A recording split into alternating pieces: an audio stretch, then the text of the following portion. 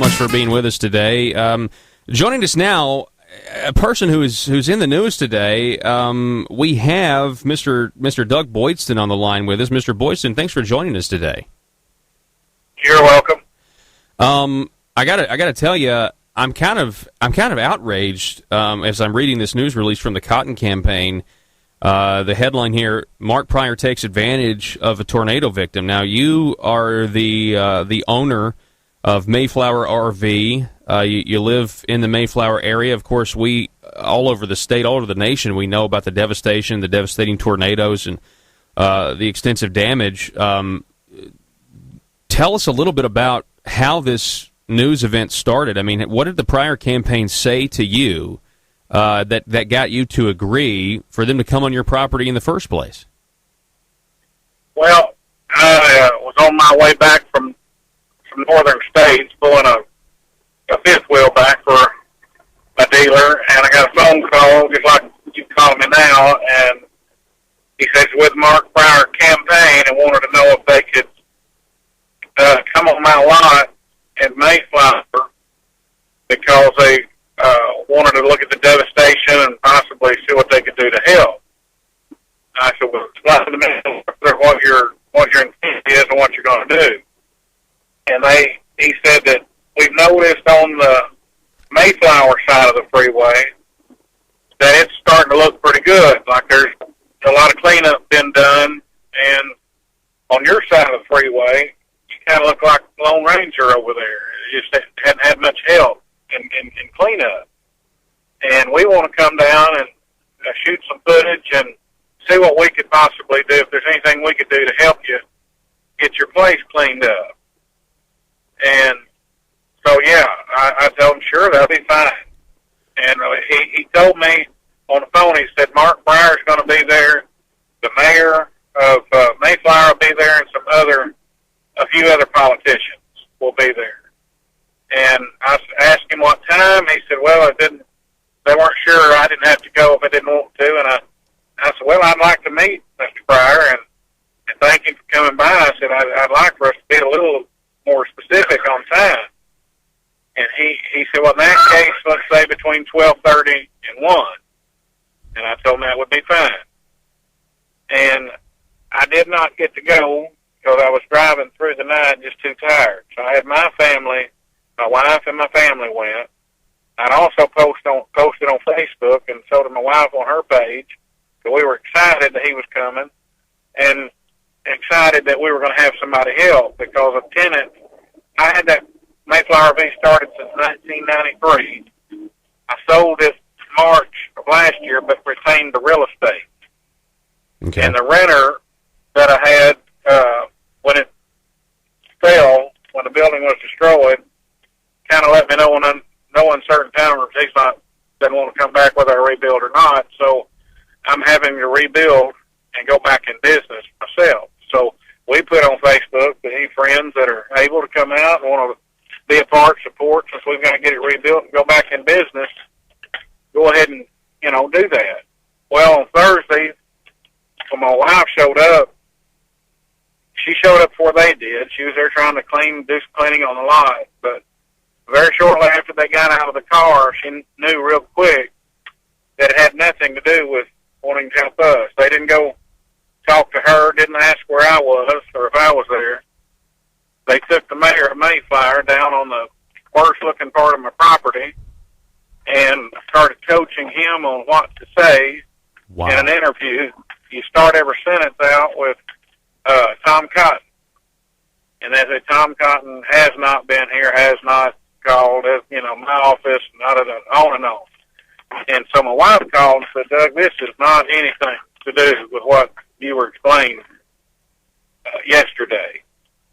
And so I asked to talk to Jeff, the guy that called me the previous day for permission. And I said, Jeff, it doesn't sound to me like you're there to help at all. And I said, first off, you told me Mark Pryor was going to be there, and he's not even there. And he told me, so I'm sorry, or we got misconstrued that way, that I thought that you thought I said that because Mark was here Monday and Tuesday. He left yesterday, and he's back in Washington today. Wow. And he said, no, it was just going to be the mayor and a few people from the Pryor campaign. And I said, well, that's not what you told me. And I said, that's not even anywhere close. And I said, you told me yesterday that you wanted to come by to see what help that y'all could give me and do some footage. I said, I'm not there. You didn't ask where it was. Didn't talk to my wife. You just took the mayor down there. She just happened to catch on to this. And I said, I tell you what, I said, I didn't misunderstand you. I said, you blatantly lied to me. Wow. And I said, I did not misunderstand you. I had my son with me, 10 years old. I've got Bluetooth in my truck. He listened to the conversation. We got off the phone. My son even said, so, Dad, looks like I'm going to get to meet a U.S. Senator tomorrow at the lot. And I said, yeah, sure does, son. So we were kind of all excited about him coming. And he wasn't even there. And then they started filming. And after I talked to him, I said, you need to stop filming because you got there on false pretenses. And I want you off the lot. And I do not want if you've done any coverage here on my lot at all, I don't want any of it used. Okay. And he said that he would not. And it's up on the internet. And is that correct? I hadn't seen that on the internet. I've seen somebody show me. I guess it is because somebody showed me on their cell phone on three different commercials that were going and showing the property with the mayor there. So I explained it. Go ahead. I was just going to say, so I want to be clear here. So you weren't even there. You weren't even in the video. So you're not wanting to be removed from the video. You're just wanting your property not to be used in the video because you feel like they just wanted to show up and get some good photos of how devastating the storm was to your property and how they can say Tom Cotton, they can lie and say Tom Cotton doesn't care. Is that what you think? That pretty much. My wife put it to him better than I did when I was talking to him. She had told him, said, look, we almost lost our daughter and son-in-law. I had a home there. They lived on the property as well where the lot is. When they heard the sirens going off, they ran and got in the actual dealership. I had put a basement in there when I built it in 1999 for this purpose. As a matter of fact, since 99, there's been about 8 or 10 times where I've had to page all employees and tell them to go down to the basement because I'm afraid of the weather. And we had tornado barely missed us 2 years ago that hit Bologna. It was 1.5 miles from the dealership. But what my wife told him is, look, I am sick and tired of having to see the commercials that y'all are running on TV right now that shows the freeway where people died right there. They had loved ones that died there. Me being reminded of our building being gone, seeing nothing but the slab, and you're taking advantage of a situation that where people are hurting, and instead of either one of you trying to help that we know of, all you're trying to do is beat up your other guy, and it's all for political gain. And she said, I think it's wrong. There may be people that, for a minute, that have lost their loved ones, might have a minute during the day where they're not crying. But when that TV's on and they walk through the living room and see that commercial, see their loved ones again, dead in a car there, that it brings it up all over again for them. She said it shouldn't happen. Y'all should not play political football over somebody's tragedy. And so she put it in better words than I did. But I didn't want that either. If I'd have known, I don't care who it would have been. If I'd have known somebody was just coming there to do a political ad and help themselves, I wouldn't have had them there. Mm-hmm.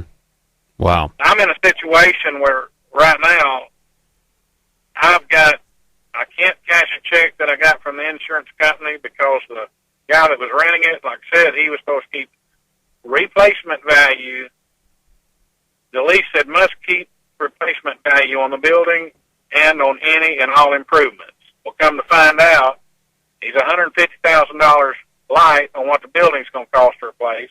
He didn't have the rider on insurance that said any and all improvements, which I had 1,000-foot of frontage of fence, $60-something thousand worth of signs, and 3 outbuildings that are $50,000. And this guy's telling me, well, you're going to have to sue me to get anything else.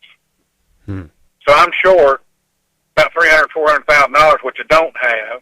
He's quit paying rent on the other 2 lots that I've had, and I have been blessed. I've had the church groups come out and help. I've had Arkansas Realtor Association come out and help. There's been other people that have come and helped, and I truly thought that I believed him. I thought they were going to come out and maybe he was going to say, well, look, we noticed a FEMA across the freeway over there. They've come by and cleaned up a lot, 'cause I'm supposed to get it to a certain point to the easement. From the freeway and the easement. And once I get in the easement, the FEMA's supposed to come by and pick it up and haul it off.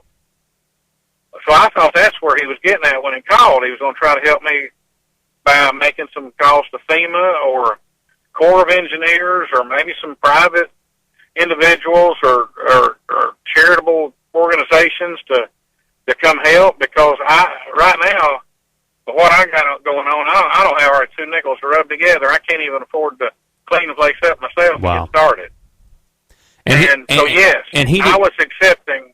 I wanted the help I could get. Right, of course. And I don't think anybody would fault you at all for, trying to, take whatever help you can get and take it as far as you can go with it. It's incredible to me, though, that do you remember who you talked to specifically, like who initially instigated this whole thing? Well, it's on the emails, and I'm sure it was on that press today. It was Jeff, and I don't remember. Okay, Weaver. So Mr. Jeffrey Weaver called you, and Mr. Jeffrey Weaver said that Mark Pryor was going to be there. Mark Pryor was going to be there, and that's when you said you got on Facebook, you got all your friends together, you guys thought this was going to be something that actually helped you, and instead you weren't there, but your wife, they had all the people they wanted to be in the video, I guess, with them, and then you see the TV cameras, and she immediately knew that this was politicizing the tragedy, did she not? Well, she followed them because she thought they were going to be asking her questions. Oh. She thought that they were going to be asking, maybe concerned about our daughter and son-in-law that just about passed away, or ask questions about our business, how long we've had it, and what could they do, to help get the place cleaned up. That's what she thought. So when she followed them to the point where they got set up, and then, like I say, it immediately went to just them coaching the mayor on what needed to be said when they get the film rolling. Mm-hmm. And he didn't say just Mark Pryor was going to be. He told me that Mark Pryor was going to be there, and the mayor of Mayflower, and a few other officials. That's exactly what his words were. Can I ask you what your wife overheard as far as like what were they telling, coaching them to say? Coaching them to say that, and every sentence had to start with Tom Cotton. She said they told him every sentence, I want you to know we'll start with Tom Cotton, and I want you to say Tom Cotton has not been to Mayflower as far as I know. Tom Cotton has not been in touch with me or my office. And then Tom Cotton and Tom Cotton. Okay. And let me say this as well. I don't know the mayor of Mayflower. I know of him. I've seen him before. I called him after I ran everybody off. Because I wanted him to know, I want to explain to him. I told him, I said, I don't know you that well. I've seen you. But I don't want you thinking my family's nuts for just running them off. I want you to know what happened. And I explained to him the situation, how I gave him the permission in the first place. And he said, well, Doug, I didn't really know what was going on. He said, I kind of wondered, and, anybody would wonder, but he said, really, I don't blame you if that's the pretense that they said they were coming by. And he said, honestly, I wish you would have called me earlier than this about your problems with your building and the underinsured and the lack of all these other things. He said, as a city, we need to stand together. Mm-hmm. And he said, I'll try to make phone calls and see what I can do to try to get you some help. Mm-hmm. And he said, I wish you would have called earlier before. And he told me, he said, I didn't really, when I got the call, them asking me that they were told me they were going to come by, he said, I didn't have any idea really either that it was going to be a political ad. I thought it was going to be them wanting to just do footage and a concern of our city. And he said, but Doug, they asked me, had Tom Cotton called his office or been to Mayflower? And he said, Doug, I wasn't going to lie to him. He said, I told him no, that he had, and that's the truth. And I said, well, I certainly wouldn't lie to him either. I don't whoever it was, you got to tell the truth. And he said, then they asked if I would say that on some footage. And I told them if they're going to bother to come by and they're going to visit, then yeah, I would tell them the truth about whatever they asked. He said, but again, they didn't lay it out to me like this is going to be a campaign ad. Right. This is going. They were coming by to check and see what they could do to help, and then maybe extra or something. Maybe he assumed that they probably would use some footage or something for right. But he thought the initial. What you're saying is he thought the purpose of the visit was to actually help you guys, help the town of Mayflower, and not necessarily make it all about politics. Right. Okay. I got to tell you, we've been talking with Doug Boydston, folks, and if you've been listening to the interview, I'm sure you're pretty frustrated about this whole thing because it does seem like the tragedies of both of these towns, Valonia and Mayflower, is being politicized. I agree with what you said, Mr. Boydston. It doesn't need to be a political football either way, and no. It's just a shame that this happened, and I still can't believe you were told Senator Pryor would be there. That was one of the key things. Your son, just like you said, your son overheard the conversation and said, I'm going to get to meet a U.S. Senator tomorrow or in a couple days, and then it doesn't happen. The next day, yeah. Wow. Yeah. Well, it's a very, very shocking story in my opinion. It's kind of I'm sure it's frustrating to every Arkansan that's hearing this, but I just want to thank you, Mr. Boydston, for first of all coming on the program, sharing your personal hardships and details of your story with us here. I know that's got to be hard, and I just want to say God bless you, and I sure hope everything works out for you. I appreciate that very much. All right. Well, you be safe, and maybe we'll talk to you again soon.